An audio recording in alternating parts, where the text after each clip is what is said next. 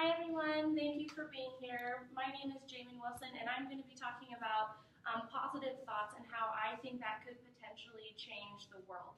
I first want everyone to just imagine talking to your favorite person who's always positive. What do they do for you? How do they make you feel? I know for me personally, there's one person I have in mind, and when I'm talking to her, she makes me feel like I can do anything, like I'm on top of the world, like nothing can stop me. And then I feel like she also like revamps me and recharges me. I just want to go out there and do all those things I talked to her about. So today we're just going to be talking about that, how we could stay positive and remain positive, especially in this crazy world we're living in now.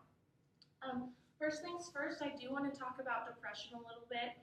Um, the reason I want to talk about this is because whenever we're coming in contact with people, we never know their life story. We never know what they're going through, what they're dealing with. Depression, not only does it run in my family and my husband's family, it's just really important to be aware of others. So if we're positive to someone and they don't reciprocate that back, I think it's important that we just don't take that personally. We just don't know their story. So I'm just going to talk about depression really quickly, just so that we kind of know a little bit about it.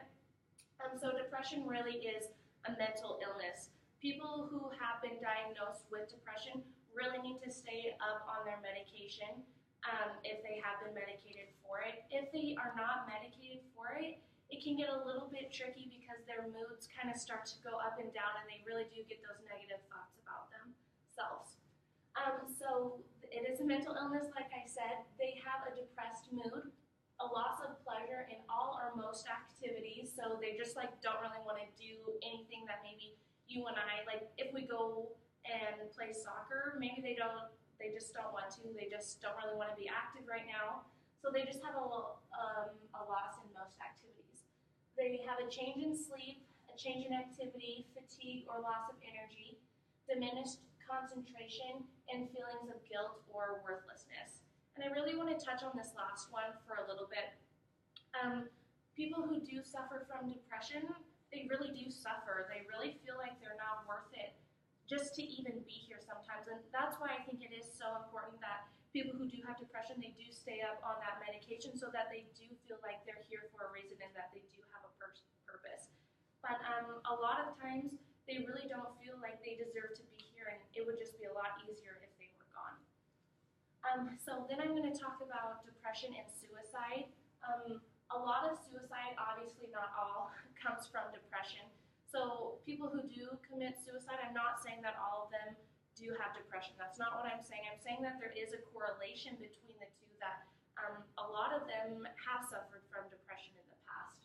So every 1 in 5 Americans are diagnosed with depression, and suicide is the second leading cause of death in America. And in 2014, there are actually 42,773 deaths, all because of suicide. And death by suicide happens or occurs every 12.3 minutes. So I don't know if you can see this picture all too well, but this is a picture of my father and I on my wedding day, so it was about 3 years ago. It's one of the last pictures I have with my dad, actually, so it's really, really special to me. But my dad did suffer from depression, so I feel like I do know a little bit about it. There were times where I honestly just didn't know if I should talk to my dad that day just because I didn't know how he was feeling. I didn't want to hurt him. I really wanted to help him, but I just didn't know how. And these are some ways that I feel helped strengthen my dad and I's relationship, even though he did have depression. Like I said, remaining positive is one thing, and complimenting them. On this day, I can remember just when I saw my dad, I thought he looked so handsome in his pink tie, and I think I complimented him. I said, "You look so handsome, Dad, and I love how the tie turned out." Pink obviously isn't his favorite colors, but it was one of my wedding colors. So when I told him that, I just saw his whole mood and his whole expression change. It did a complete 180, and he was just so happy. There was another time when we first got married. My husband and I first lived in Colorado, and my dad just flew out there just to come say hi. You know, I've never been away from home, and so he just came out and stayed with us for a little while. And he was exercising. He was really trying to take care of his body and exercise because that is something that can also help when you do have depression is that exercise. So I remember I gave him a huge hug and I wrapped my arms all the way around him. And usually when I hugged him, my fingers couldn't touch because he was kind of a big guy. But I remember when he flew out there, my arms my fingers finally touched each other. And I just told him that. I'm like, Dad, this is incredible. I can't remember the last time I was able to do that. And he just expressed with me that he's been working really hard. And just that compliment alone just went a really long way. So positivity right there and compliments, I think, can really help change people's moods and their perspectives on things. So, like I said, share kindness with everyone, and a lot can go a long way and potentially save a life. We just never know what a smile can do, what a hug can do. So, just sharing that positivity all around could really go a long way. So, I did a little bit of research, and I found some ways of how you can remain positive, especially in this world we live in today. The first one I actually thought was really, really interesting. It's meditation. It says those who meditate daily display more positive emotions than those who do not. My friend and I took this challenge. We decided we wanted to try to meditate at least 2 times a week. And so we went to yoga twice a week together, and it was really amazing. Just the oxygen and all the breathing that we're doing, and it's going to our brain, and we're releasing stress and tension. It's just really amazing, and they even tell you as you're doing yoga, I want negative energy out and I only want positive thoughts here. So I really would challenge everyone just to try that. It really is super helpful. The second thing to do to remain positive is to write. It says those who write about positive experiences have better mood levels, fewer visits to the health center, and experience fewer illnesses. So I thought this was really interesting because we have been commanded by prophets and apostles to keep a journal.